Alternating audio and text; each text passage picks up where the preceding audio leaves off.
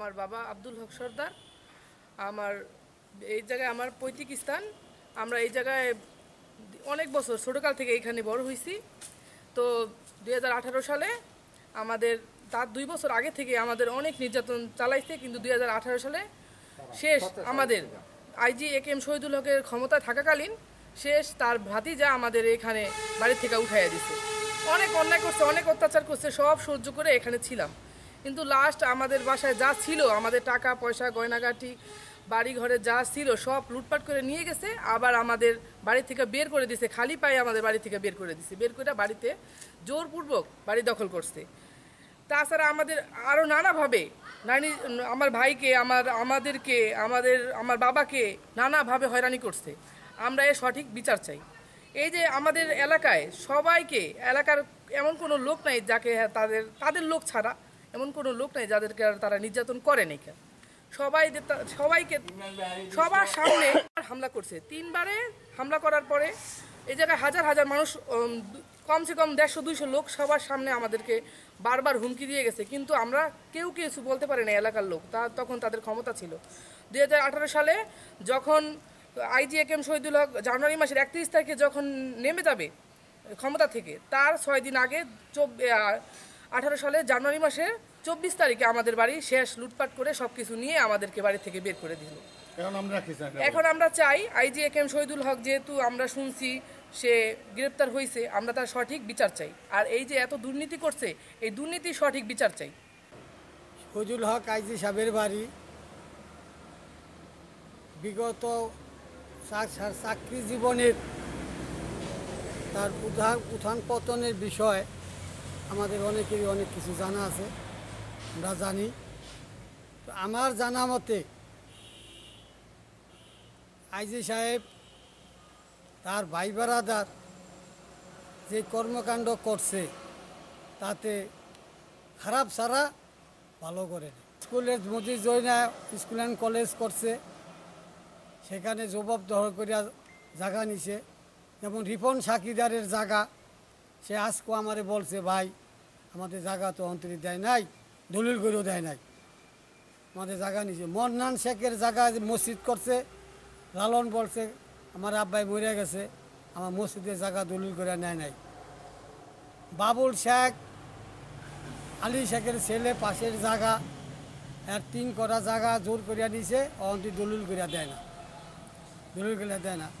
আফাজউদ্দিন খান নরকলিকাতা master রাজুল primary রিটারে আছে, তার জায়গা নিচে জোর করিয়া দলিল করিয়া নেয় নাই, টাকা দেয় নাই। তা এবারে মাস্টার ওই লালনগঞ্জ জায়গা পুষ্কুমি কাটটা 2 করা জায়গা রাস্তার লেগা পুষ্কুমির লেগা নিছে, এই জাগো রেজাল্ট ভাঙ্গে দেয় নাই। এই সমস্ত আরও কর্মকাণ্ড, তার অবৈধ সম্পত্তি, অবৈধ টাকার সম্পত্তি, 500 পদ্মা ব্রিজের ঘুরে অনেক সম্পত্তি কিনছে। নাওডুবা আমাদের নড়িয়া শরীয়তপুরের মহাসড়কের মুখে অনেক সম্পত্তি সে করছে। শরীয়তপুর সদর স্টেডিয়ামের দক্ষিণ পাশে বাড়ি করছে। মজিদ জৈনা স্কুল অ্যান্ড কলেজের নামে শরীয়তপুর একটা 3তলা মার্কেট করছে, টাইসের মার্কেট। তার ঢাকাতে উত্তর পশ্চিম আগারগাঁও, তালতলা পশ্চিম আগারগাঁও 6তলা বাড়ি করছে, 7টা 8টা তার ফ্ল্যাট আছে।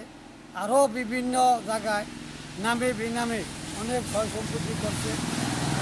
এমনকি তার ভাই বোনটা ইয়া করিয়া খান্ত হয় নাই, নুরুল হক ব্যাপারী প্লাস ইমরান ব্যাপারী, আইজি সাহেব সহ ধানি জমিন, ইরিক বলকের জমিন জবাবদহি করিয়া জোর করিয়া দখল করিয়া কাটিয়া প্রজেক্ট করছে। এমনকি আমাদের নদীর পাড় থেকে যে খাল, এই খালটা কাটার পরে খালেরা বাঁধ দিয়া আটকাইয়া ভরিয়া খাল দখল করিয়া জোর করিয়া জায়গা দখল করছে, খাল দখল করছে। খালটা 4টা চকের পানি নামতে নিষ্কাশনের ব্যবস্থা বন্ধ করে দিছে, মানুষ কোনো ফসল করতে পারে না। তথা এই 4টা চকে অত্যন্ত না হইলেও তো 1000 মণ ধান হইতো, সেই ধান থেকে বঞ্চিত। গম, ভুট্টা, রবি শস্য, কালিজিরা, মুসুরি তার থেকে বঞ্চিত, পাটের থেকেও বঞ্চিত এলাকার মানুষ। তাদের অন্যায় অত্যাচারে কেউ মুখ খুলতে পারে না। আর আমার বাড়ি হইলো এই চান্দনী গ্রামে। এই চান্দনী গ্রামে আমার জন্মস্থান। এটা আমার জন্মস্থান। এরা এই যারা রেকর্ড করছে আব্দুল হাফেজ খার পোলারা এই ইমরান বেহারিরে এই আইজির বাতিজারে এই জায়গায় আইনা ঢুকাইলো কি এই জায়গায় মনে করেন যেন ওরা আয়া ঢুকাইলো। ওরা আমাদের এই গড় বাড়ি পয়লা গড় দুইটা গড় একটা গড় জ্বালাই দিছে, একটা গড় কোবাইয়া কাইটা হালাইছে, একটা কাইটা চেলাবেলা করতেছে। তাও আমি থাকছি। তারপরে না আমার পয়সার অভাব তো, তা আমি একটু ঢাকা গেছি আমার বাল বাচ্চা থুইয়া। আমার বাল বাচ্চারে বাইর কইরা, আমার বাল বাচ্চারে মনে করেন জোর কইরা বাইর কইরা এই মনে করেন যে রাস্তার দিকে দিয়া আমার ঘর বাড়ি যা আছে লুটপাট করে লইয়া গেছে। সাপ গ্রেপ্তার হওয়ার পরে আমরা খুশি। হ্যাঁ, আমাদের অন্তরে শান্তি আইছে, আমরা কত কষ্ট করছি, কত টাকা পয়সা আমার মামলায় গেছে, মামলায় আমার অনেক টাকা গেছে। একটা দুইটা তিনটা চারটা মামলা হয়েছে এই জায়গায়। তারপরে আমরা শান্তি পাই না। আইজির ভাই বাতি যায় ইমরান বেহারি, নুরু বেহারির ছেলে এত অত্যাচার করছে এই গ্রামে। আমার ছেলেরে তিনবার কইরা 2বার কইরা জেলে দিছে এই বাড়ির জন্যে।